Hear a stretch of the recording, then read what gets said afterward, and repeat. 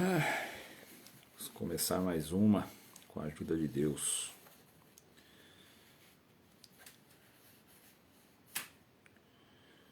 Saudações a todos. Amém, Maurício. Amém. Eis-nos aqui. Graça e paz, irmão Wagner. Vamos chegando. E os irmãos, o Bruno já vi que entrou aqui, deixa eu chamar ele. Se vocês puderem, eu sempre peço. O aviãozinho aí no canto, manda no contato dos seus contatos aí do direct, para mais pessoas terem acesso. Vai ser uma live muito top, um assunto bastante complexo e denso, mas muito necessário. Então peço para os irmãos aí que, se puderem compartilhar, compartilha, que vai ajudar muito. Deixa eu chamar o Bruno.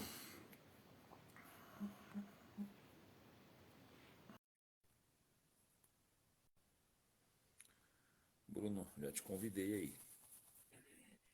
Pronto.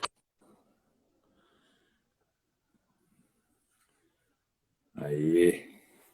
Opa, me ouve bem? Ouço bem, tá tudo bem aí? Tranquilo também, meu som Graças a chega? Deus. O som tá bom. O som tá bom. Deixa eu diminuir Aumentar a o luz, volume. deixa eu diminuir a luz aqui, senão mostra muita beleza. É muita beleza, né, velho? Aqui não é tanta, não. Então eu vou deixar bastante luz. Na fila da feiura eu entrei umas 3 vezes e repeti com força, viu? Mandei encher a É, então, bandeira.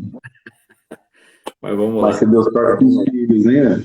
Ainda bem que Deus perdoa tudo, né? Perdoa, quase tudo.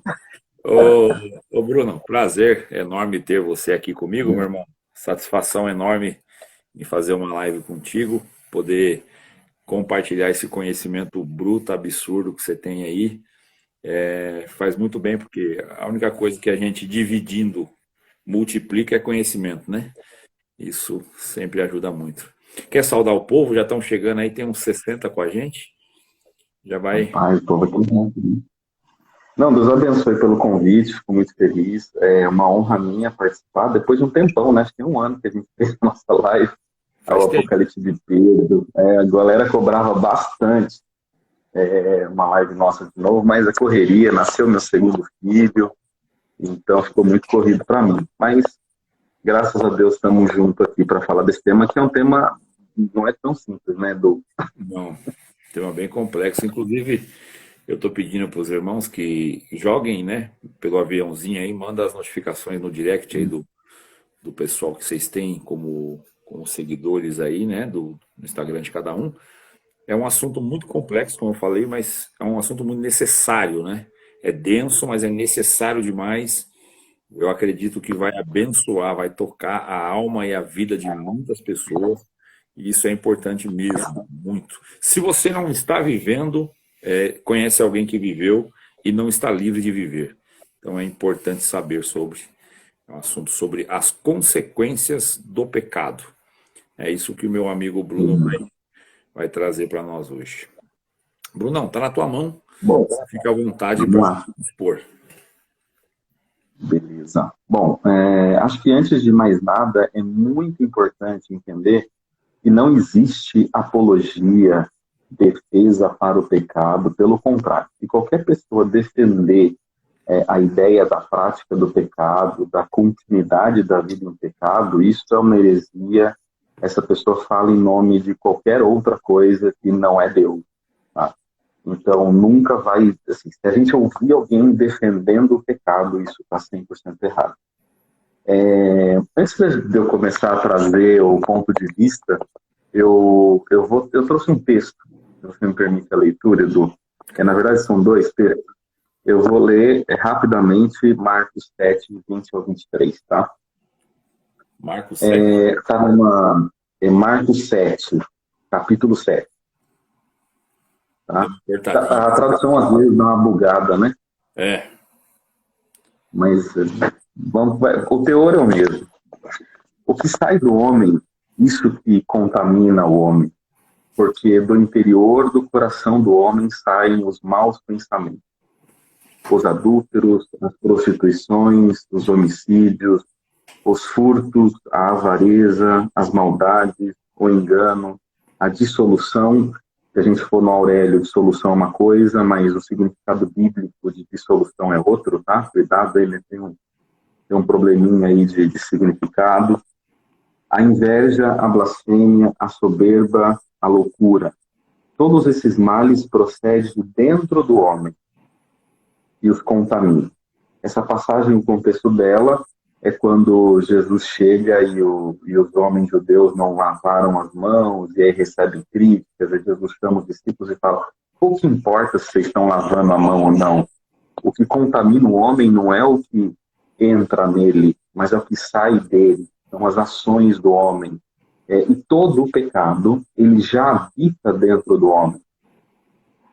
E todo o pecado já habita o seu coração, mas o coração ele não pensa. Coração não raciocina, coração não toma decisão. Coração é um órgão que bombeia sangue para o resto do corpo. Então, tudo está dentro da nossa mente, como diz Descartes, tudo está dentro do nosso psique, né? Então, é a nossa mente, todos os sentimentos, todos os impulsos, tudo é a nossa mente. Então, o que esse texto está falando? Que tudo está dentro da nossa mente e tudo que está lá é impossível de ser controlado, né? Se a gente fizer uma brincadeira aqui agora, nós estamos em 88 pessoas, né? Se eu falar para vocês agora, maçã verde, não imaginem uma maçã verde. Automaticamente todos vocês imaginaram uma maçã verde. Mesmo que eu fale, não imagine. Vou falar para vocês agora, imaginem agora, não imaginem agora uma cenoura. Você vai, sem querer, imaginar uma cenoura. Porque o controle do seu pensamento, ele não existe. E a definição disso é que todo mal, ele está no seu pensamento. Então é impossível você controlar. Então Jesus, lá em Marcos, ele já está falando isso para todo homem. Todo mal está dentro de você. Então não interessa se o interior, se eu pensar um monte de coisa. O que interessa de fato é o que você faz com esse monte de pensamento. Não interessa que se você tem um mal, etc e tal. Mas o que importa é o que você faz com isso.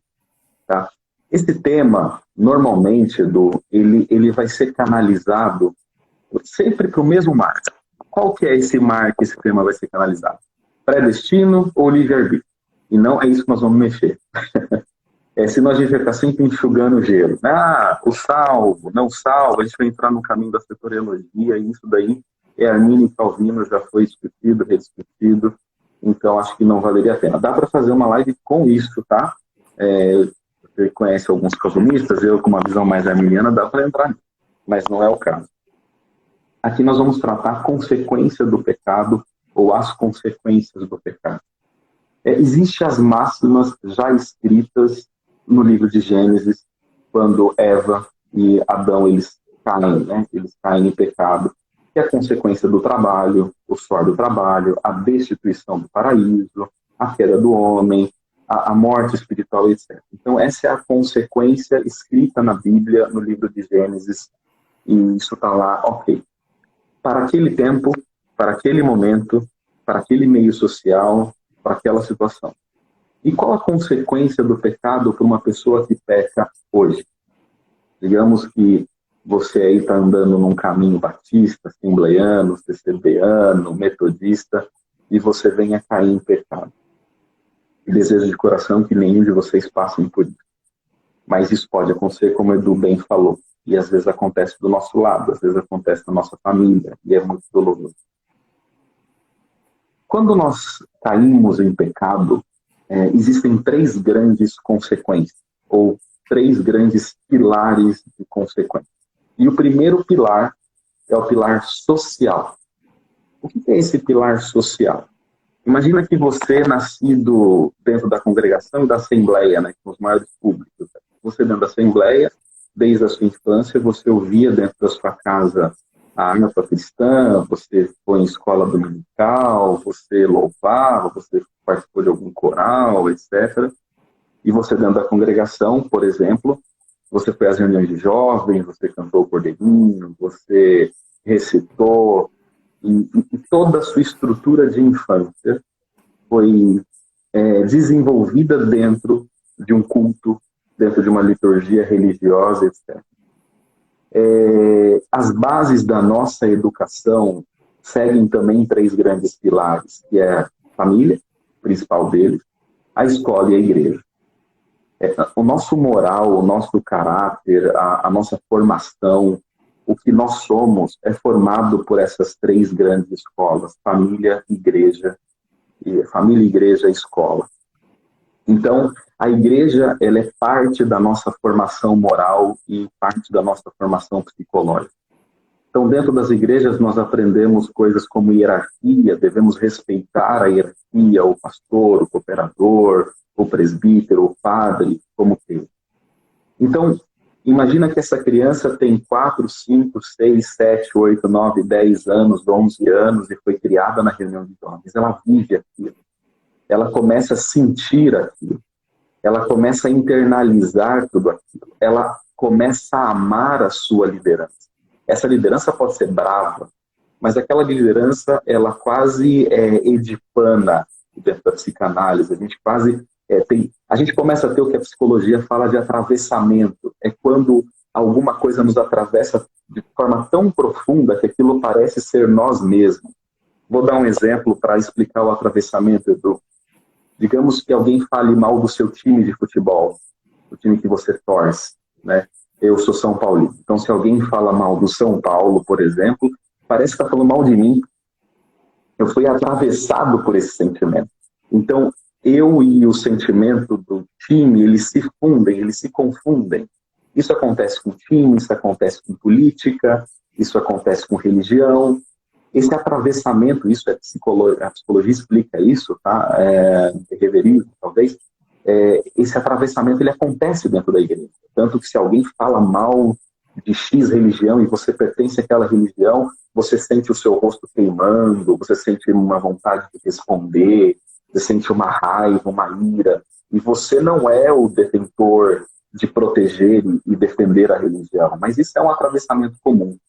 Isso você está com 8, 9, 10 anos, esse atravessamento já nasce. Você está cometendo algum erro na sua infância, e o seu cooperador, ou o seu pastor, ou o seu padre olha, você sente vergonha. Você foi atravessado por aquilo. Você não conhece Jesus ainda, você não conhece a palavra, você não conhece o que é pecado, mas você já tem medo de decepcionar a sua liderança.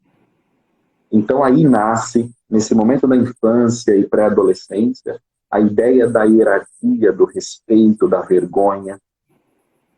E isso é tão forte em algumas pessoas, ou na maioria das pessoas, que a sua rede de amizade, como diz hoje no mundo corporativo, o seu networking, ele é 100% dentro da igreja. Os seus melhores amigos estão dentro da igreja, as suas viagens mais bonitas, as suas histórias, as suas fotos, as suas lembranças, a lembrança da sua infância, o cheiro, os ensaios, o lanche do ensaio, na igreja católica as excursões, as bandas, isso fica enraizado, incutido dentro do seu racional.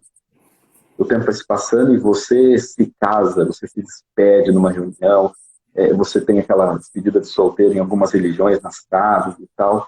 Então você vive tão intensamente e quem viveu o protestantismo assembleano de Belém, lá, tal, CCBiano, década de 80 e 90, até faculdade era um pouco, né, alguns irmãos aconselhavam fazer, outros falavam, vai com cuidado, outros falavam, né, eu conheço alguns irmãos anteriores, não sei você, faculdade não é legal fazer, algumas faculdades era aconselhado que você não fizesse, tinha muito disso, então você mergulha cada vez mais dentro da religião, se afastava do mundo, ou seja, tudo o que você tem é a igreja que você faz parte. O teu meio social mais forte e profundo é a igreja que você faz parte. E aí eu vou deixar uma pergunta. Você peca. Esquece a consequência espiritual. Esquece a consequência, qualquer outra consequência bíblica. Nós vamos dar consequência ampla do pecado. Quando você peca, o primeiro pilar que é rompido na sua vida é o pilar social. Porque todo o seu RG, todo o seu histórico, todo o seu Instagram, todo o seu feed é montado uma história, uma linha de tempo de vida.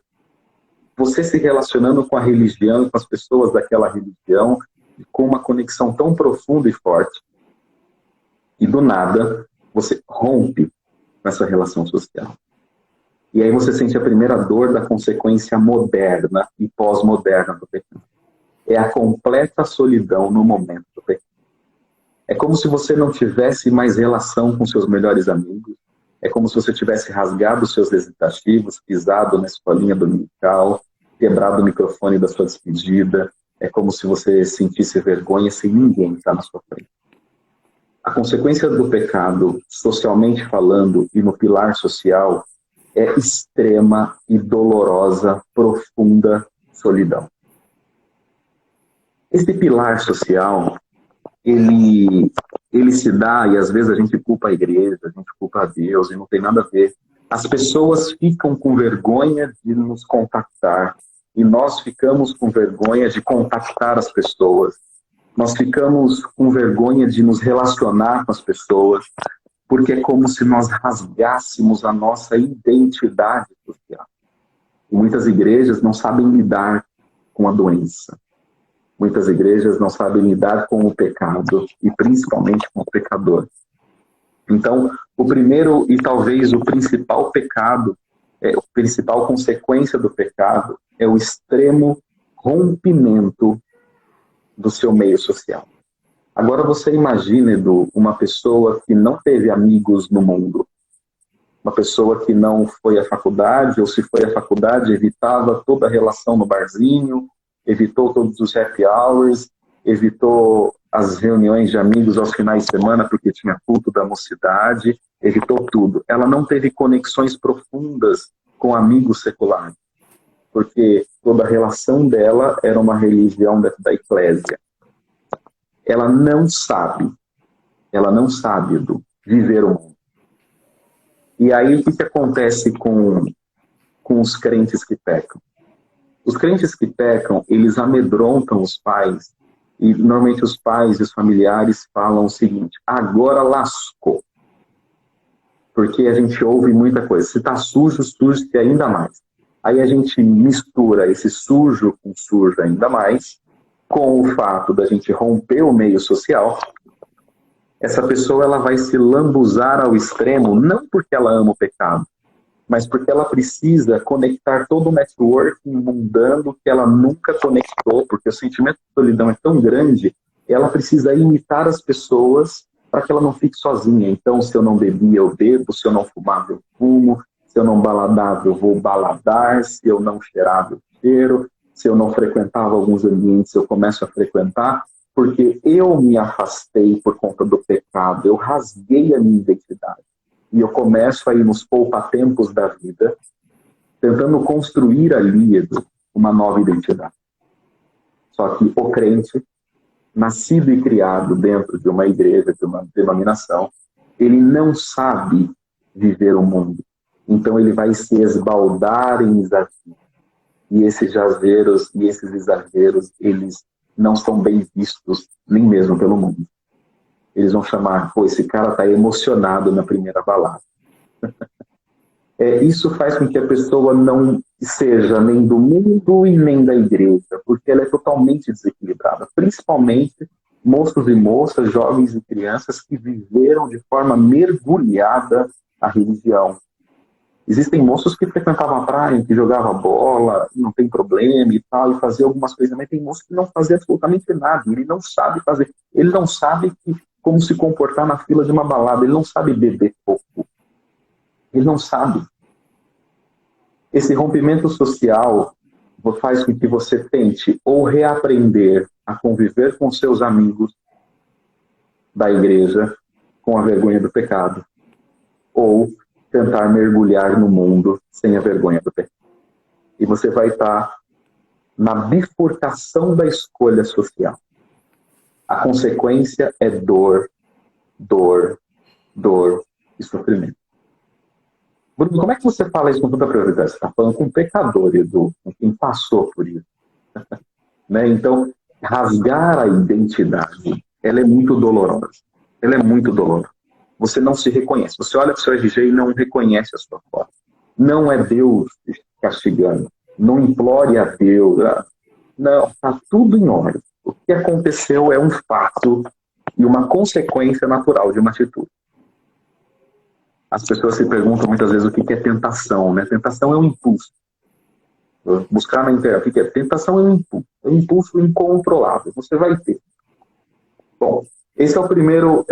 Tem um monte de gente chamando no WhatsApp aqui, gente. Instagram, tá?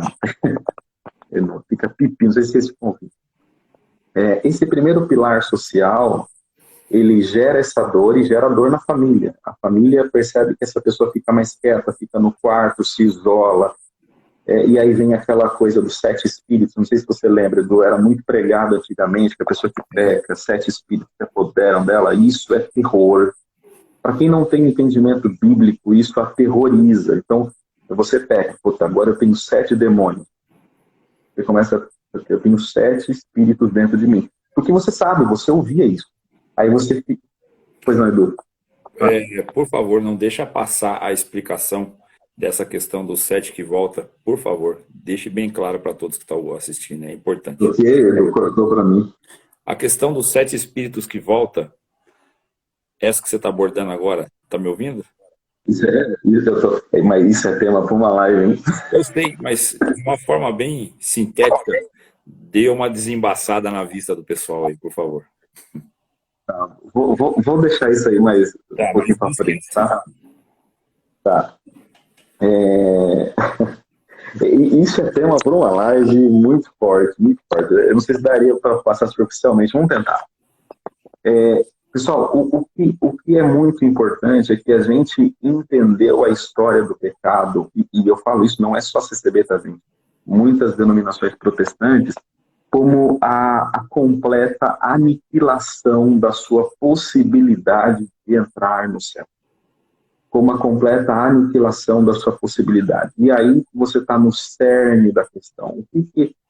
Essa parte eu entendo bem. Escreve aí, então. A pessoa talvez sentiu a mesma dor. E essa completa aniquilação, ela faz você pensar, se eu estou aniquilado completamente, eu não tenho para onde ir, eu vou me lambuzar, quanto mais, melhor. Só que essas pessoas, elas não se conectam com as pessoas do mundo, a não ser que elas já tenham alguma amizade. Então, o primeiro pilar, ele quebra, ele rui. E muitas dessas pessoas que talvez estejam nos ouvindo agora aqui, elas vão pensar assim, puxa, a igreja virou as costas para mim. Puxa, a Irmandade virou as costas para mim. A Irmandade não sabe lidar com o pecador. A Irmandade não sabe lidar, a Irmandade não sabe se salda, se não salda.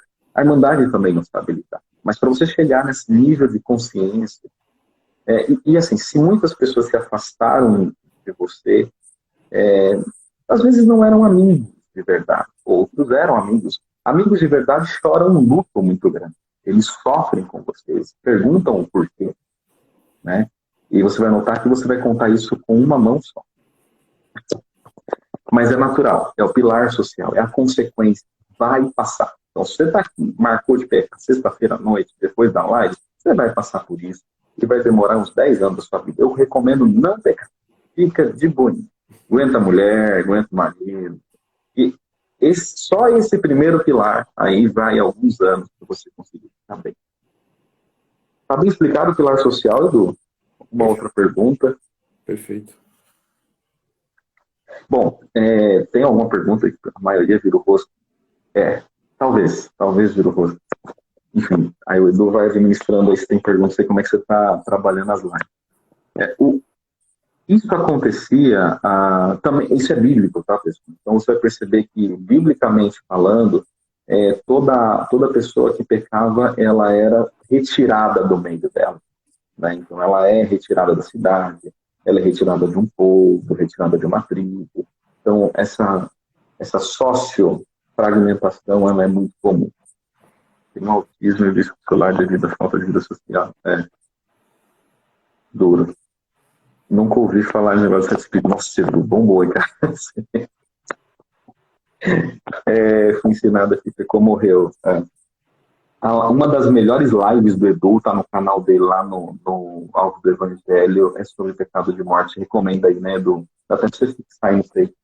Porque, gente, relax nesse termo, morreu. Só uma coisa, essa tradução morreu, gente, na Bíblia, ela é do grego, é thanatos e necros, tá?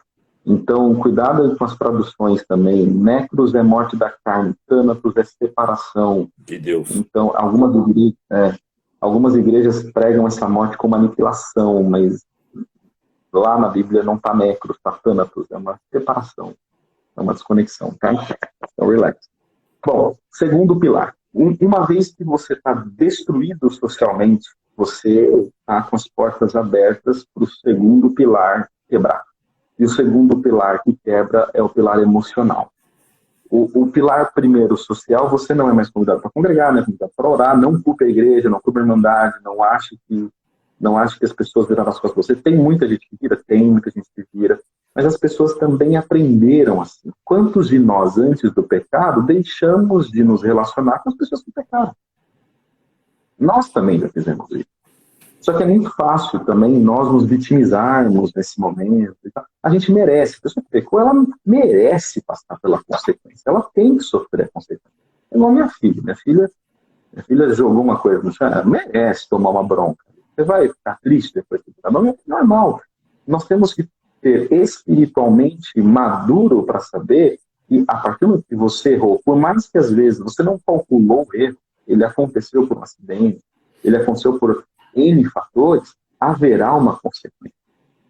E essa consequência, ou ela te leva à constante prática, e a constante prática te leva para o largo de fogo, e não é o inferno. Eu não sei se eu vou polemizar também, do lago de fogo é uma coisa.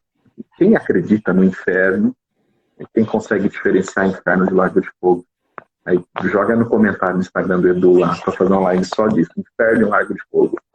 Você fica prometendo que você foge, mano. Não fica prometendo, não, depois te cobra. Não, tô prometendo. Aí você traz você traz aí uns cabra bom para falar de lago de fogo. Você tem as fontes. Edu conhece mais gente do que os políticos. Ó, o lago de fogo, ele é uma coisa, biblicamente falando. O inferno, ele talvez, citado, é outra coisa, né? Então, tem que ter muito cuidado. Aí tem uma invenção de purgatório e tal, faz parte também. Bom, pilar social quebrado, você está com as portas abertas para ruir o seu emocional. Sua autoestima vai para o chão. Por quê? Tudo que você era bom, você aprendeu a música na igreja. Então, você era bom na música, você já não toca mais. Você tinha vários amigos na igreja, não tem mais. O emocional também vai para o prego. Você viajava, você cantava, você tocava violão, você orava bonito, você pregava bonito. Então, o que você era bom, aquilo que alimentava o seu ego. Tem muita gente que prega a palavra, às vezes não tem nem o dom da palavra, mas alimenta o ego, a baixa autoestima, por falta de atenção dos pais na infância, um lar corroído. Ele precisa da atenção do povo, ele precisa falar e ser ouvido. Ele não passou por um processo de terapia e acalmou isso dentro dele. Às vezes a pessoa se acha feio e recitando bonito, ela tem atenção que ela não tem dentro de casa. Às vezes cantando bonito tem atenção. Então, eu vou para um movimento de oração, eu preciso pregar para ter atenção. As pessoas que falam mais alto, existe todo um viés emocional ligado às pessoas que mais pregam, mais oram, mais cantam. E vocês e nós não temos a mínima noção de quão doentes são muitos. E quando eu falo doente, não é no sentido pejorativo, de ruim. É bom. São pessoas predispostas a trabalhar na obra. Mas essas pessoas, às vezes, são as mais machucadas pela vida. Normalmente o pregador é um ex-drogado, que não tinha atenção do pai e tal. Eu contava, né, para quem ouviu meus testemunhos, isso que aconteceu na minha vida. Normalmente, os maiores pregadores são os mais machucados pela vida. Agora, aquela pessoa que teve um pai cheio da grana, uma mãe cheia da grana, a família, criado com a avó no apartamento, é o mais tímido da orquestra. Às vezes, troca até flauta transversal. Né? Agora, os cabras que tiveram mais problema, eu fiz uma brincadeira que pode ser de mau gosto, eu perdoo os flautistas, né? Agora, os cabras que você vai perceber que quanto mais boa, entre aspas, a estrutura e a base familiar, menos querer aparecer essa pessoa. Vai. Essa pessoa é uma pessoa mais recatada, a pessoa não tem necessidade de pregar, não tem necessidade de mover de oração, ela prefere dormir, ela vai no cinema, ela está tranquila. Agora, as pessoas que sofreram muito, elas carregam essa necessidade. Aí você imagina essa pessoa que já sofreu muito, está em pecado, rompeu socialmente, como está o emocional dessa pessoa? Vai ainda mais para baixo dos pés. Esse emocional abalado por toda essa baixa autoestima ao quadrado e a sensação de impotência, ela causa uma possível depressão. E essa possível depressão, às vezes, é taxada por muitas pessoas como algo espiritual por conta do pecado. Associando mais uma vez uma casta de espíritos, associando mais uma vez a uma centena, dezena, talvez, de coisas. Tudo isso carrega um peso emocional muito forte. Eu trouxe uma frase se você me permite ler de novo, tá? Vontade. O pecado do ímpio, o castigo é o inferno. O pecado do ímpio, o castigo dele é o inferno. Quando a gente fala o pecado do ímpio, pessoal, é a pessoa que se mantém no pecado até o fim. Não é o adultério que vai te pôr no inferno, mas é você morrer nessa prática. O que é o arrependimento? Arrependimento não é você sentar no último banco da igreja e ficar chorando. Acho que já abordou bastante isso, né, Dom? Me permita repetir. Arrependimento é você deixar a prática. Ó, eu me arrependi disso daqui, eu não faço mais. Eu estou arrependido, eu não vou fazer mais. E não fazer, eu estou arrependido. Agora, se eu me arrependo, faço de novo, me arrependo, faço, você não arrependeu. É mentira o seu arrependimento. Ah, mas isso está dentro de mim. Marcos disse, o pecado está dentro do homem. Então, Jesus já sabe que está dentro de você. Vontade de você fazer bobagem, eu sei, eu tenho, todo mundo tem. Mas o que você vai fazer com essa bobagem? Aí está o seu verdadeiro arrependimento. Mortificar a sua própria carne. Se o teu olho te faz pecar, arranque ele. Se escregurado, cuidado. Então, tudo isso, pessoal, é fundamental entender que o pecado do ímpio tem castigo que é o inferno. Mas o pecado do justo, olha só, você sabe onde é o castigo? Na cruz. O pecado do justo, o castigo já foi na cruz. Todo o pecado do justo já foi castigado na cruz, porque o justo ele peca e ele vai se arrepender. Vai quebrar o pilar social, vai quebrar o pilar emocional, haverão as consequências, mas na cruz já foi mortificado o pecado. E aí, para fazer uma base bíblica nisso, eu vou ler um outro versinho aqui.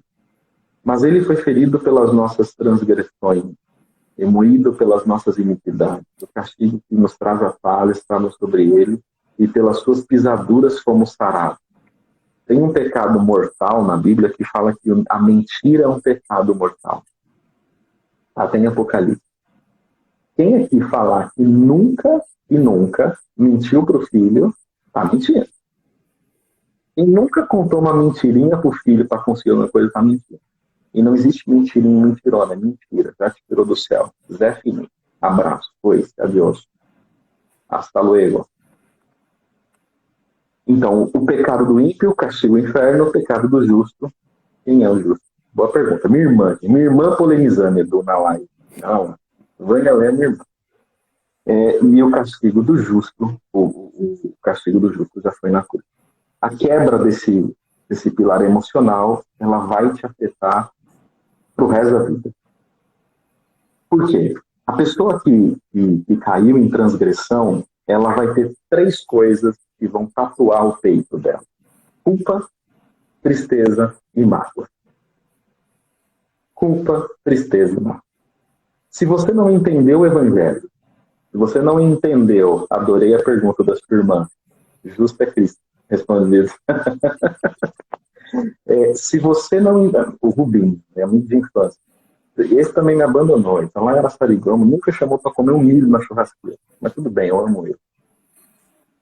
Quando você entende Cristo, o Evangelho, e você não está vidrado, viciado naquele conceito inicial aprendido nas religiões, você se salva de algumas dessas questões e dessas dores emocionais, você não depende dessas pessoas, você não depende desses pseudos amigos, você não depende disso, porque você entendeu a mensagem da cruz, você se arrependeu, você abandonou a prática, você casou, você teve filho, você tentou corrigir a sua rota, mostrando arrependimento verdadeiro. Voltando, a igreja vai esperar você no último banco chorando. A igreja vai esperar. Isso também é legal, é importante que você esteja lá. Isso é uma falta até mínima. Mas existe o arrependimento verdadeiro, que é o abandono da prática. Você estando aberto com esse pilar rompido social, você vai estar aberto à depressão, você vai estar aberto a alguma síndrome, e, consequentemente, todos os versos e todas as pregações de palavras, sempre que você entra na igreja e você pecou, ou você cometeu uma falha, e parece que a palavra é só para você, você começa a puxar tudo que é negativo para você. Isso é quando o seu pilar emocional foi para o prego. Tudo que é de ruim você pega, tudo que é de bom, e você merece o castigo. Você começa a acreditar que você não merece mais, que você é ruim. Bruno, vou para a Colina, São Paulo, e você é meu convidado para me distrair. Meu Deus, eu não consigo ler, não consigo. Você começa a acreditar de verdade que você merece tudo que é ruim da vida, tudo que é castigo você abraça, sua vida financeira vai para o prego. Quer dizer que significa que você não entendeu o Evangelho, que você não entendeu salvação, que você não entendeu Cristo. Precisa ver mais as lives do Edu. E entendendo a Cristo o Evangelho, você vai se afastar automaticamente do pecado, você vai pouco se importar com relação às pessoas que estão ao seu redor. Pouco importa se você está pregando, pouco importa se você está tocando, o que importa é se você está orando no teu quarto, se você está vibrando por Jesus Cristo, se você entendeu que pela pisadura dele, que a coroa de espinho rasgou a pele e tocou o crânio, que a morte de cruz foi por asfixia, e ele já sabia que você ia pecar. Ele já sabe que seu filho vai cometer falha. E toda aquela dor que ele sentiu foi por você, foi por conta do seu pecado, do meu pecado. E se a gente entende o Evangelho de verdade, a gente vai sentir um cacareco. Mas você fala assim, não, ele não morreu em vão. Ele não morreu em vão. Nós não podemos fazer que a morte de Jesus tenha sido em vão. Nem que uma igreja nos diga que você não tenha chance, sobreponha isso com a morte de cruz. Não foi em vão. Pregue, continue pregando, continue falando de Jesus Cristo, continue o assunto na boca. E tem gente que confunde. Eu preciso falar de igreja, eu falo de Jesus Cristo. Tem um amigo meu, Gleice Tecnolive, ele fala isso, eu até falei para você, Edu, quando foi isso pelo WhatsApp. Quem precisa de evangelização é a própria igreja. A igreja precisa entender Jesus Cristo. Né? Enfim. Explicado pelo pilar emocional, Edu, eu me empolguei demais. Não, tá, pode ir, tá ótimo. Beleza. Você quieto assim me assusta. Não, eu falo muito, eu estou falando todo dia. Então, quando eu trago um convidado, deixo o convidado falar. Então, tá bom. Então, você também me deve uma live lá no meu Instagram, vê se você fala também. Vamos embora. Eu vou deixar você falar. Eu vou fazer você falar um pouquinho nessa live também. Vou te fazer pergunta boa, tranquila, você sabe. Vai lá. Bom, e o último pilar, e talvez mais importante, que é rompido, é o seu pilar teológico. Mas o que é um pilar teológico? Tudo aquilo que você creu. Naquele momento, primeiro pilar é o pilar social. Tudo está danado, tudo está lascado, você se perde a sua identidade. Então, quer ver um exemplo de uma pessoa que pecou? O homem deixa a barba. Ele nunca deixou a barba, porque ele quer se conectar com outros meios sociais. Aí depois a mulher achou bonito, eu deixei. Aí ficou mesmo. Se eu tiro, ela fica pistola. Então, mesmo se eu for congregar, ela tem que ser de máscara, fingir que é Covid. Se eu tirar, eu vou arrumar problema em casa. Então, tudo isso rompeu o social, rompeu o emocional e, por último, rompe o teológico. A sua fé começa a se abalar. Porque você começa a pesquisar Cristo de outras formas. A pessoa, naturalmente, ela passa pelo rompimento do pilar social, passou pelo emocional, ela fala, mas não é possível. Ela começa a buscar informação. Aí ela vai na internet, ela vai no Google, ela vai no YouTube, ela compra livro, ela pega o livrinho do Testemunho de Jeová. Gente, o livrinho do Testemunho de Jeová tem 7.000 erros de traduções. É muito cuidado, viu? Pegou esse livro para ler, é muito cuidado. São 7.000 erros, tá? Então, de tradução. Então, você pega, pessoal, começa a ler isso, e lê espiritismo, e lê kardecismo, e lê budismo, mistura tudo, e começa a buscar soluções espirituais para o seu problema. E aí tem um perigo, pessoal. Porque as igrejas protestantes mais antigas, elas vão falar, pessoa, viu, estudou demais, por isso que deu ruim. A pessoa que começa a ler muito a Bíblia, estudar muito, normalmente vai ter uma culpabilidade muito grande e a pessoa se torna mais fraca quando começa a estudar. Em certa medida, isso é uma verdade. Para a visão do religioso, a visão de quem lê um pouco mais de Bíblia, ele dá uma moderada nos seus excessos religiosos. Isso é um fato. Existe uma prática no meio protestante, Edu, não sei se você concorda comigo, que é o irmão que passa mais prova. Você já viu o irmão competindo prova? Já, muito. É igual o irmão competindo férias. Irmão, tem 2 anos que eu não tiro férias. Eu falo assim, não, eu faço 4. Parece que aquilo é bom. Não, tem 4 anos que eu não tiro férias. Eu falo, não, tem 19 anos que eu não tiro férias. Irmão, minha prova é essa. Minha prova é essa ao quadrado. Parece que para ser crente, é um vício religioso, do ser crente você tem que estar ferrado. Né? Enquanto até o título do Salmo 23, escrito por Gregório, lá no século III, é a felicidade de ter o Senhor como nosso pastor. Todos os crentes lá da Bíblia rico, né? José governador, Daniel príncipe, Abraão rico, Jacó rico, você não encontra pobre não, velho. É difícil encontrar um pobrinho ali, né? O pobrinho que estava jogado pegou a cama e saiu andando, velho. Então, assim, todos recebem alguma coisa. É impossível você se aproximar de Jesus e não abrir a mão, espiritualmente falando, familiarmente. Não tem como, é impossível. Não? Biblicamente, é loucura você ver um conto dentro da Bíblia. Pedro era um pescador, eu ia falar uma palavra um pouco... O bicho era um bruto. Lê Pedro, você vê. O cara tá ruim de ler Pedro. Escrevia mal, indouto, brucutu do mato, o cabo virou o maior pastor da face da terra para o judeu. Saiu pregando para judeu. Você agora é pescador de homens. O cara nunca foi professor, nunca entrou numa sala de aula e pregava para 3.000. Ele não ganhou alguma coisa muito grande da parte de Deus. E tem gente competindo prova, competindo dor. Minha prova é maior que a sua. Meu Deus, que Deus que você serve.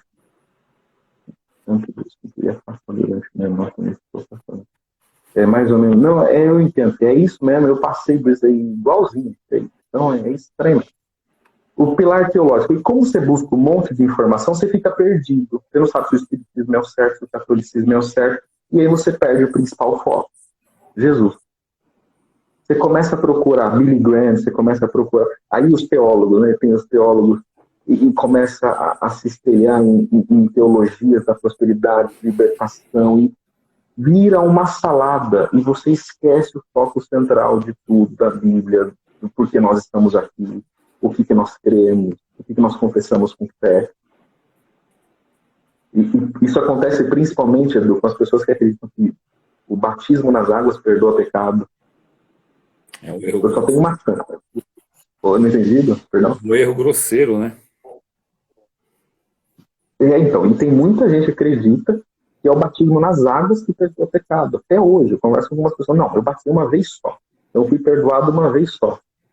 Eu falo, então já era. Você batizou hoje, se você mentiu pro cobrador do ônibus, se você entrar por trás, você quer comer um hot dog, já era. Você batizou ontem. Não tem jeito. Esse erro, então eu vejo muito moço, muito irmão jovem hoje comprando 1.653 livros sem uma organização no estudo. Lendo um monte de coisa, consumindo um monte de coisa. Eu falo isso não falando de protestantismo e cristianismo, né? Lendo livros seculares, de autoajuda e tal, fica totalmente perdido. E aí você junta esses 3 pilares rompidos. Socialmente você está quebrado. Emocionalmente quebrado. Teologicamente quebrado. O que acontece por último? O seu completo afastamento de todas as suas origens. Você se afastando de toda a sua origem, da sua igreja, dos seus amigos, das pessoas próximas. E você vai se afastando e vai se afastando. Você vai começando a ser olhado de fora e cada vez mais longe, mais longe, mais longe. E sendo olhado cada vez mais longe, aí você vai começar a receber alguns julgamentos que são naturais. Essa pessoa não tem mais força de voltar. E aí conclui-se uma carreira, conclui-se uma história por conta da força de voltar. As pessoas gritam, ele não tem mais força de voltar, e não vão lá, né? e a pessoa que está de fora realmente não tem mais força de voltar. Por quê? Socialmente estava amparada nos amigos, na igreja, na hierarquia. Emocionalmente estava amparado na liberdade de ser músico, na liberdade de cantar, de pregar, de testemunhar. Teologicamente estava preso na doutrina, mas nunca conheceram Jesus Cristo. Percebeu que tudo isso seria solucionado se de fato você conhecesse a Cristo? Porque se você conhecesse a Cristo, você entenderia que socialmente ele é o amigo verdadeiro. Se você de fato conhecesse a Cristo, você entenderia que a felicidade está nele, porque ele é o caminho, a verdade e a vida. Se você conhecesse a Jesus Cristo, você entenderia que, conhecendo a verdade, ela te libertaria. Conhecer a Cristo, ele te libertaria. E nenhum desses tripés, nenhum desses pilares seriam rompidos. E mesmo pecando, você continuaria de fé em fé, de valor em valor, seguindo a sua tocada e até a vida eterna. Sabendo que a tentação é um movimento interior, um sinônimo de impulso. E por mais que você peque, quanto mais você peca, mais próximo de Jesus você deveria estar. Mas as pessoas conhecem mais as religiões do que a Cristo. E quando você peca ancorado em uma religião, você vai se afastar dela. E quando você peca ancorado em Cristo, você vai querer Cristo, para que Ele limpe você, para que Ele te perdoe. Você tem vergonha dele, você tem vontade de colocar seu nariz no pó, você tem vontade de não cometer mais a mesma falha. Mas se nós estamos ancorados e plantados em religiões, em filosofias, isso vai ruir. Aí aquela parábola, você construiu sua casa na areia, no pilar social, ele vai ser rompido. Se você construiu com as suas emoções erradas, caiu entre espinhos. Mas se você colocou em Cristo, você está acima de uma rocha. E quem disse que palmeira não enverga? E ela pode quebrar. Palmeira também quebra. Dúvidas, Du? Sobre os 7 espíritos, Du, toca você essa bola. Não, toca você, vai, Edu. Melhor. Não, de maneira nenhuma. Eu quero que você fale. Fica não. Se você, se você achar que dá para fazer de forma sintética. Se você achar que não dá, aí tudo bem. Eu acho que aquele assunto que nós falamos, que a gente pode balançar viés doutrinário, pode acontecer. Se eu contextualizar ainda, né? Mas eu vou fazer uma promessa. Prometo ser semana que vem fazer uma live só sobre esses 7 espíritos. Fechou. Porque aí a gente contextualiza sem quebrar doutrinariamente. Promessa pública, hein? Tem 140 e tantas pessoas aí. E eu vou fazer um recorte desse pedacinho e ficar te mandando umas 2 vezes por dia. Não pode fazer. Eu faço porque existem. É até bom explicar abertamente assim. Caiu o outro fone, perdão. Está me ouvindo com esse fone só? Tô. Tá tranquilo. Existem alguns temas que são fundamentalmente polêmicos. E por que eu pedi essa pausa, Edu? Porque eu fiz um vídeo no meu antigo canal sobre o véu e eu fui achuncalhado. Então tem alguns temas que, quando a gente mexe com doutrina, e essa questão do sexo espírito vai mexer com uma palavra pregada há muitos e muitos anos. Eu acho que machuca. Muito profunda essas raízes. Muito profunda. Oração de joelho. Sim. Né, os 7 pecados, os 7 espíritos que acompanham, etc. E tal. Bom, só para fazer um contexto geral, todos esses pilares rompidos, tudo isso é consequência do pecado. E isso não é apologia a pecado. O mais importante, sobretudo, é o que nós vamos fazer após o pecado. É muito mais importante do que qualquer coisa. Existem razões que nós não conhecemos. Eu tive a feliz oportunidade de ouvir um testemunho, até que você contou hoje para mim por telefone, né, Edu? É muito forte que você me contou da irmã e tal. E eu contei, talvez, até a minha história para você, algo que até os amigos mais próximos não conhecem. E existem vidas, existem situações que nós não conhecemos, razões que nós não conhecemos. Se todo o pecado está dentro da cabeça, como Marcos 7, 20 ao 23 diz, se todo o impulso está dentro da pessoa, tem muitas pessoas que precisavam de cuidados intensivos na cabeça, que precisavam de cuidados intensivos no coração, no sentimento. E esse cuidado tem o nome, é Jesus Cristo, e muitas vezes ele sai de foco. A maior quantidade de perguntas que eu recebo no WhatsApp, Edu, e eu não respondo mais, era Samuel mesmo o espírito que apareceu para Pitoninho? Predestinação ou livre-arbítrio? Ninguém pergunta sobre a cruz. Ninguém pergunta sobre o Calvário. Eu não respondo mais. Eu não sei se você tem paciência ainda, Edu, de entrar nessas discussões. Nenhuma. Zero, zero. Eu não falo sobre isso em lugar nenhum. Escatologia também. Zero, zero. Não Eu dá. quero saber sobre o milênio. Eu quero saber da mulher e do dragão. Quem são as duas testemunhas de Apocalipse, mas sobre a vida cristã e o que nós precisamos ter como baliza para a salvação, ninguém está interessado. E acho que já sabe, Não. o problema é esse, né, ô Bruno? Porque se tem um lugar onde Satanás investe quase todos os seus recursos, é dentro das religiões, em suas cadeiras confortáveis. Porque ali ele te leva confortavelmente na ignorância, ignorância que eu quero dizer, ausência de informação, de conhecimento mesmo, né?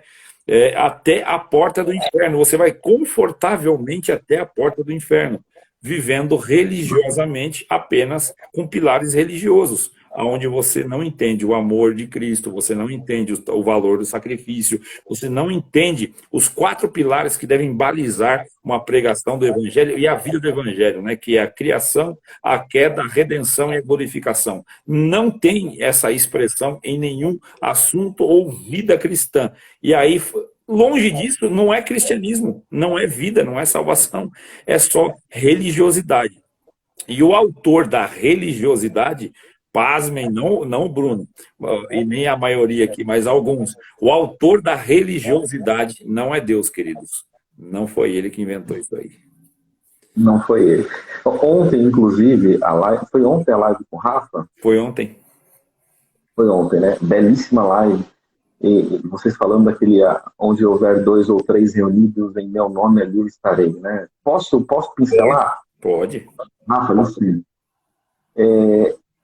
a figura sacerdotal dentro da sinagoga era a figura central. Ele fazia expiação, ele levava na pia de ouro, piava o sangue, queimava lá a carninha, a fumaça subia, ele descortinava o lugar santo, o lugar santíssimo, ele tinha acesso à arca, ele tinha acesso ao lugar santíssimo.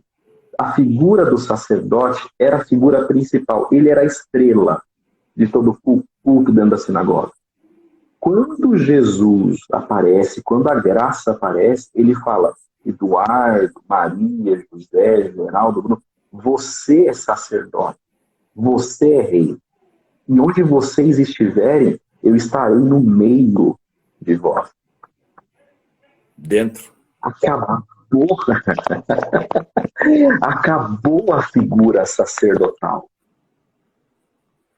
Então, hoje o nosso culto, com todos os respeitos às religiões, eu amo, continuo congregando, é certo fazer isso, mas o nosso culto, ele é totalmente antropocêntrico. Nós testemunhamos para agradecer as bênçãos que eu recebi.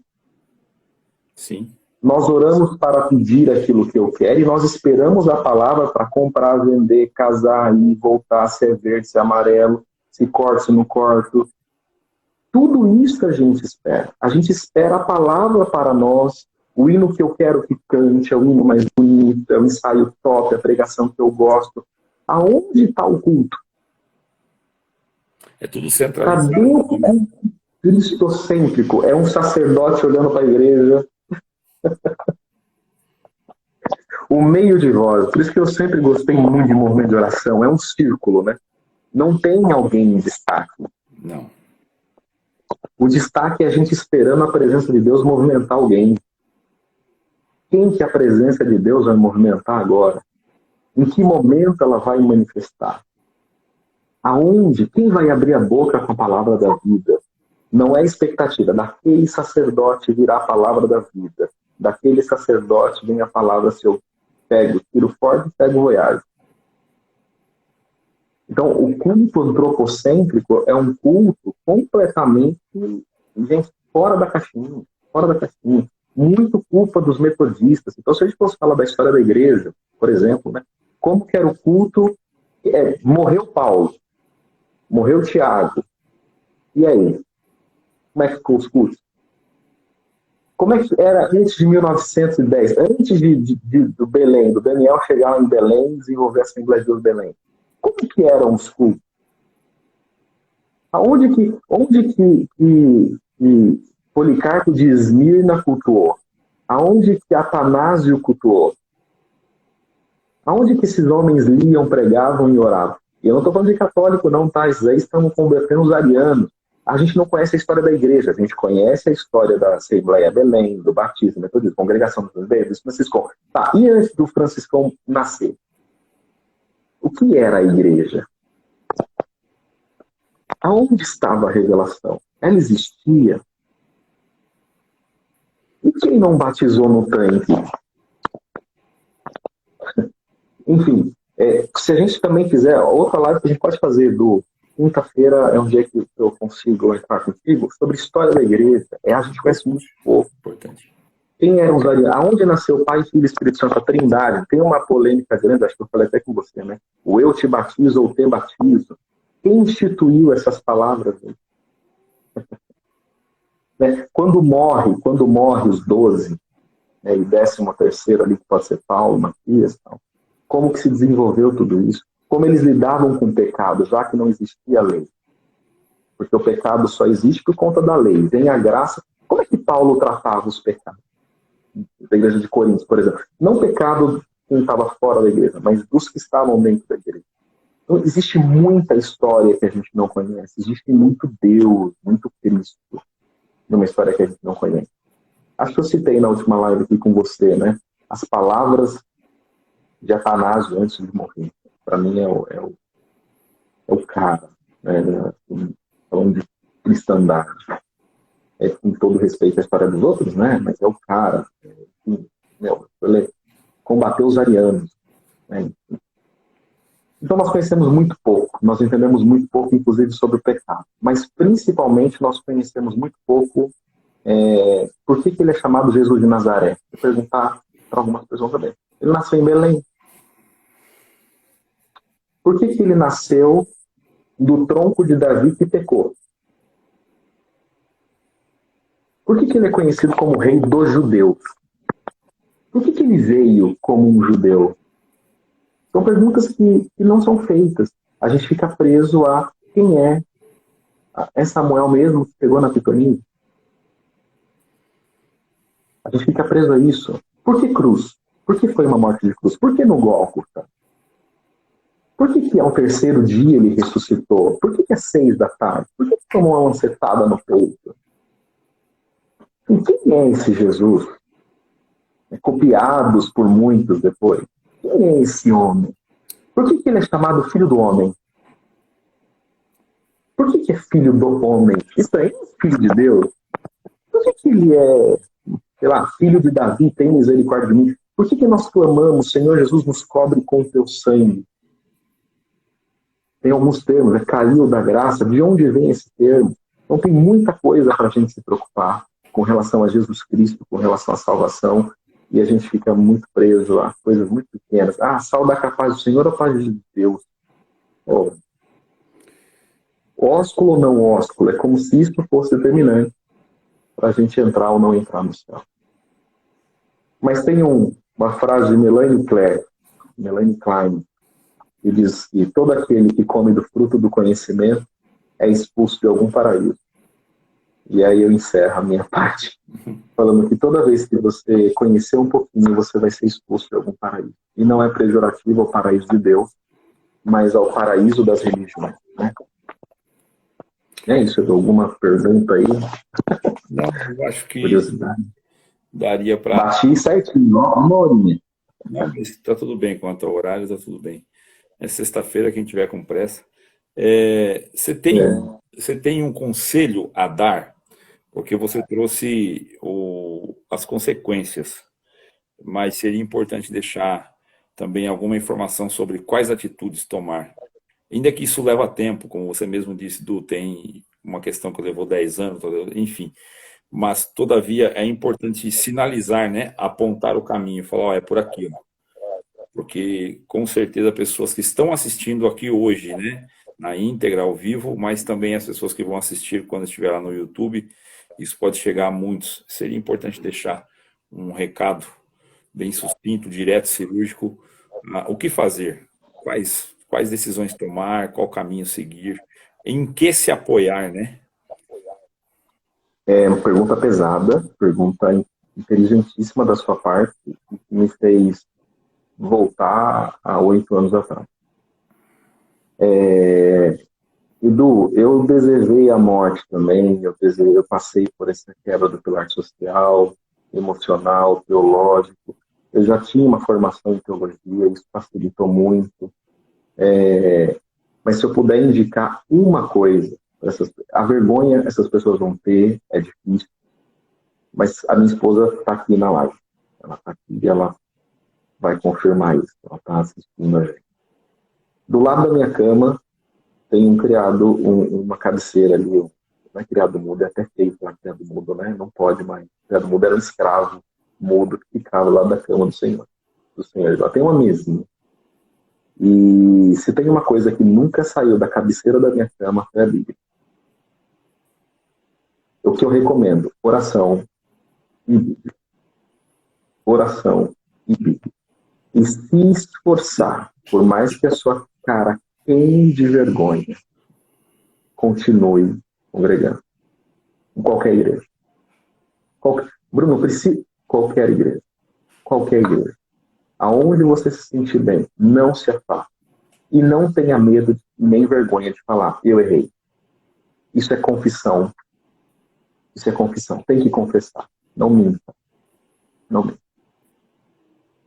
Então, o meu conselho, Edu, é um conselho vivido. Então, Bíblia, oração, e não tenha vergonha de continuar congregando. As pessoas não vão te convidar mais para nada e não espere isso, e não sinta essa carência, você merece passar por isso. Às vezes judia um pouco porque passa do limite, eu entendo, continua, isso é eterno, porque Bruno era um pregador da palavra, tem Deus puro e tal, então, poxa, tinha carros e carros, né? Isso eu já comentei na outra live. Aí você sai da igreja, você por aquele ninguém sauna, né? Isso dói pra caramba. Mas lembre-se que o seu foco é Jesus Cristo, o seu foco não é as pessoas, o seu foco não é isso. Isto é um problema emocional tratado em terapia com a ausência da sua família lá no seu berço. Resumindo o conselho do Bíblia e oração.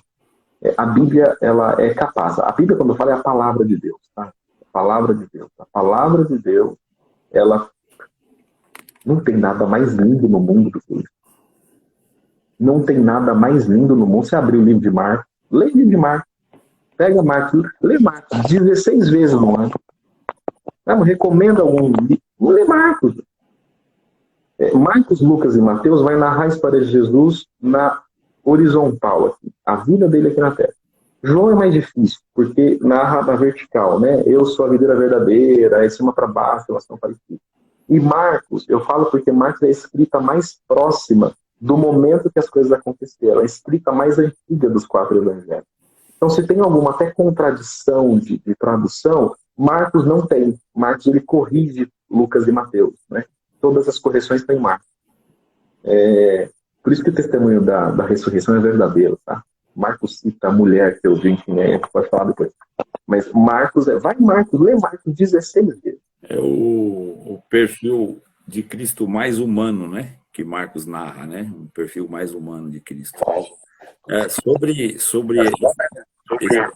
esse conselho, né? Eu falo para as pessoas. Pergunta, sempre eu ouço bem de pessoas mais interessadas, porque como a pergunta que eu ouço de pessoas mais interessadas no Evangelho, algumas, porque eu sinto muito Paulo, né?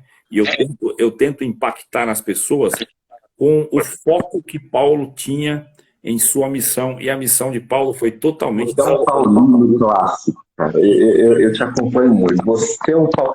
Por isso que meu irmão gosta de você. Eu acho que o André tá aqui. A missão de Paulo é muito árdua, desconfortável, não tem nada favorecendo ele, né? Ele vai sempre remando contra a maré, navegando contra a ventania. E aí alguém pergunta, cara, como que alguém resiste e mantém? Eu digo que é o alvo, né? É aonde ele colocou o alvo. Ele mirou bem alto, mirou em Cristo, mirou no propósito eterno, e todo o resto ficou pequeno mediante aquilo que ele falou, né? Que as leves e momentâneas tribulações, mediante ao peso muito excelente de glória que nos é reservado. Então, ele olhou para o que está aqui e olhou para o que está lá. Então, você acha que era leve ser açoitado? Você acha que era leve descer para o lado de fora de um muro, num cesto, ser jogado meio morto, tomar chibatadas na praça, ser jogado dentro de um cárcere que parecia mais um fosso, né? Porque está escrito que o carcereiro pulou dentro e pediu luz, né? Então tinha um desnível e o lugar era escuro. Você acha que era simples isso? Ninguém, não, de maneira alguma. Nenhum de nós suportaria 1%, mas suportaria tudo também. Se o nosso foco fosse o mesmo, se o alvo fosse o mesmo, tivéssemos mirando na mesma coisa. Agora, quando eu começo, que nem você trouxe esse aspecto doloroso da queda de um pecador, que sofreu um pecado. Pecador é uma palavra muito pesada, porque todos somos, né? Ainda que perdoados, continuamos a pecar. Eu digo para os irmãos, você acabou de sair do batismo e peca na porta da igreja, isso é ser um pecar dentro da igreja. Você saiu das águas, a não ser que você está sendo visitado pelo Espírito Santo, efusivamente chorando, manifestando, aí sim, tua consciência está blindada. Fora disso, você já olha o que não deve, cobiça o que não deve, as tuas intenções, você fica buscando um feedback, ver se alguém apoia o teu batismo, se alguém está feliz com o teu batismo, se alguém olha com desprezo, você já deseja o mal para ele, fala, está achando que eu não vou durar, eu vou durar sim. Então você já sai pecando pela natureza sua, que ela é pecadora. E você vai e olha o que não deve olhar, já comete aquele adultério no pensamento, só que ele tem mais peso no valor moral humano quando você comete o ato físico. Mas Cristo nunca falou isso, ele falou que os dois tinham peso de pecado de adultério. Ele falou, você olhou, cobiçou, adulterou. Não, ele não aliviou para ninguém. Ainda que Paulo traz lá em 1 Coríntios 6, né, sobre o pecado contra o corpo, mas todavia o peso mediante Cristo, os dois condena. Então, olha bem isso aqui, se eu mantenho a minha vida matrimonial, fechado o círculo da minha liberdade sexual, só entre eu e minha esposa, mas a minha mente cobiça e se deita com toda mulher que eu vejo, eu sou um adúltero constante e quando eu fechar esses olhos, eu acordo condenado. Eu tenho que viver uma vida cristã e eu não posso jogar um Bruno, jogar um qualquer outro na lata do lixo espiritual, sendo que eu estou no mesmo lugar. A minha moralidade vai me condenar mais do que aquele que caiu, tropeçou e voltou totalmente arrependido, e o arrependimento lhe deu uma nova conduta. O arrependimento lhe produziu uma nova conduta. E é isso que o Bruno fez, entender Cristo, entender o sacrifício, entender a cobertura e entender você. Você não é capaz de produzir obras de salvação. É impossível. Você produz só obras de condenação. Mas agora eu sou batizado, eu falo em língua, eu profetizo. Não importa, você continua falhando. O detalhe que o Bruno trouxe, que é muito chave aqui, eu sempre procuro falar, irmão, você tropeçou em alguma coisa, caiu em algum pecado, não fuja da presença de Deus como se tivesse envergonhado, porque essa é a reação de um filho que comete alguma coisa com um pai terreno e ele foge do pai para não tomar umas palmadas. Acontece que o nosso pai não é pai terreno. Ele é um pai celeste, é diferente. Ainda que ele dê as suas palmadas, mas ele também vai aplicar a limpeza e vai aplicar também o esvaziamento de você e vai encher-se dele em você, vai derramar o que é dele em você. Essa hora é que você começa a vencer aquele pecado que você não vencia. Aquele pecadinho de estimação, que você chora, mas não arrepende, aquele pecado, se você se aproximar toda vez, cometi o pecado, joelho no chão, Senhor, misericórdia, misericórdia, misericórdia, me ajuda, eu quero vencer, estou sem força, e vai, irmão, é um mês, é uma semana, daqui a pouco você não peca mais esse pecado, porque você se esvaziou de você, se encheu dele. Ele é impecável. ele tem a impecabilidade. Nós temos a pecabilidade. Ela não é. Essa foi nova. Essa do impecável. Ele é impecável, gostei. É, Essa aí você pode falar uma manga. Edu, você citou uma coisa que é importante, o alvo, né? Quando a gente, eu fui lá, né, que comentei no começo da live que a gente é criado, reunião de ossos, escola dominical, é igual uma carreira. Você entra como estagiário, auxiliar, assistente, analista, mas coordenador, supervisor, gerente, diretor e vai indo. Nós entendemos a honra da igreja como uma hierarquia ministerial, muitas vezes. A honra para a moça é o casamento, depois é o filho, ser da piedade, irmã da porta, tesouraria, administração. O alvo não é explicado. sim. O alvo não é explicado. O nosso alvo tem uma neblina muito. Por isso que quando você falou conselho, eu falei debruce-se na Bíblia. Debruce-se no alvo, eu mudaria. É no alvo. Qual que é o alvo? O alvo é Cristo. Então, se o seu alvo era ter o ministério, você vai ficar muito frustrado, porque você não vai ter mais, miou. Tem um irmão, que eu não vou citar o nome, ele é da mesma cidade que eu morei, Carapicuíba. Eu estava falando com ele hoje à tarde. E ele falou, poxa, Bruno, eu me divorciei, o cooperador falou comigo que essa vaga para cooperador de homens era minha se não tivesse acontecido isso. Mas eu estou pela salvação. Então, Ctrl Alt Del, vai para cima. Então, se o alvo está certo, nada importa. E não é só na religião ou na questão de salvação. Se você tem um alvo de ser alguma profissão, Sim. ser alguma coisa, ninguém pode atrapalhar você, o seu alvo, nenhuma queda, nenhum deslize, nenhum problema. Se você fugiu do alvo, é porque aquilo nunca foi um propósito na sua vida.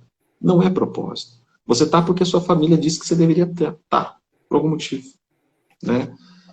Mas você foi muito bem, Edu. E biblicamente, todos esses homens que sofreram, e aí eu me recordo muito de Estevão, Sim. Cavaram um buraco, cabeça para fora, apedreja ele, ele olhou para o alvo e disse, agora eu vejo o céu aberto, Jesus Cristo em seu trono, do lado direito, e lá, e ele fala assim, te entrego o meu espírito, e daqui a pouco eu estou lá. O alvo. O que Estevão enxergava era o alvo. Por isso. O que ele enxergava era o alvo. O que Isaías, ao ser cerrado ao meio, enxergava era o alvo. O que Pedro, a ser crucificado supostamente de cabeça para baixo, enxergava era o alvo. Era muito fácil desistir. Até o cântico do galo ele não tinha entendido o alvo. Quando ele entendeu o alvo, não, me crucifica sim, eu quero morrer, porque eu morrendo eu chego no alvo. É muito mais importante. E é um detalhe, muito maior. Tem um detalhe muito pesado aí, né? Você falou até o cantar do galo ele não tinha entendido, mas ele tinha vivido uma experiência de milagres, sinais e prodígios altamente grandiosa, e isso não o converteu, né? Por isso que é um detalhe muito importante a se despertar. Às vezes a gente vive algo que parece muito intenso e profundo, mas é mais raso do que uma poça. É perigoso. Perfeito. Salvo engano, Samuel, né, quando Deus fala para Davi sobre a promessa do reinado, fala que o reinado de Davi é eterno. E Davi viu uma mulher bonitinha e foi-se. Exatamente. Terrível. Né, é muito forte, é muito forte, é muito forte isso. Então, o próprio Salomão, imagina Deus, Edu. Se Deus hoje, meia-noite, daqui a 40, chega você, Edu, o que você quer? Me pede qualquer coisa. O próprio Deus. Você tem um arsenal, um leque gigantesco para pedir. Ele foi inteligente para pedir sabedoria. Mas essa comunicação direta fez com que Salomão perdesse o alvo. Perdeu o alvo. Sansão perdeu o alvo. Todos os homens, na verdade, porque com exceção, eu acho que a Daniel, a maioria dos homens perderam o alvo. Né? Daniel é o único que, no meu ponto de vista, ele se manteve até mais ilibado do que Jó. Sim. Né? Daniel jogado à cova dos leões foi muito melhor do que Jó em toda a sua história. As lamentações de Jó eram bastante soberbas, né, Edu? Eu sou o cara. É isso aí. Meu irmão, acho que ficou esclarecido aí pro povo, né? Acredito que essa live foi muito rica, viu? muito Deus assunto. abençoe. Deu para ver que você só entregou 1% aí. É isso que faz o povo depois. Você eleva o nível das lives e depois ninguém quer me ouvir mais. Fica difícil para mim. Eu da imagina, você, meu Deus, eu que estou te acompanhando de carteirinha aí, eu vi a live ontem com o Rafa, foi muito forte. Mas eu te dei, a gente, né, se deve para o povo ao Apocalipse de Adão, né? Eu não me esqueci, não. Tem muita gente que fala. Mas aí Vai rolar. a próxima, como você mesmo disse, deixar o povo É aqui. dos sete espíritos, né? Isso, vamos entrar nessa Polêmica, conversa. hein, Edu? Polêmica essa do sete. Polêmica essa daí, hein? Não, mas não tem problema. Os públicos não estão falando. Vamos fazer, Não. ajudar o povo a pensar. Isso a gente sempre diz, não precisa concordar conosco, mas só de despertar um novo panorama, olhar pelo novo prisma, ter coisas que vai entrar no radar das pessoas que não estavam sendo detectados, já é contribuir bastante. Né? E esse chamado final, né, para centralizar o alvo em Cristo, esse chamado final é top. Porque daí, de todas as forças que nós estamos empregando nessas lives, a força máxima é olhar para Cristo e segui-lo com obediência. Ele nos chamou. E tá tendo fruto, hein? Oi? Tá tendo fruto, hein? Tá tendo fruto, tá tendo bastante, graças a Deus. Em contrapartida, os apedrejamentos também estão aumentados, né? Mas sem problema. É os haters, né, Edu? São os haters. Tem bastante gente incomodada aí, mas vida que segue. Alvo. Foco no alvo. Meu irmão, Deus abençoe. Considerações finais e saudação da tua parte aí. Deus abençoe a todos. A consequência do pecado ou o perdão dele não significa apologia ou saia pecando. Quanto mais tentativa de estar distante do pecado, mais próximo de Cristo estaremos, tá? Esse assunto não sai de moda.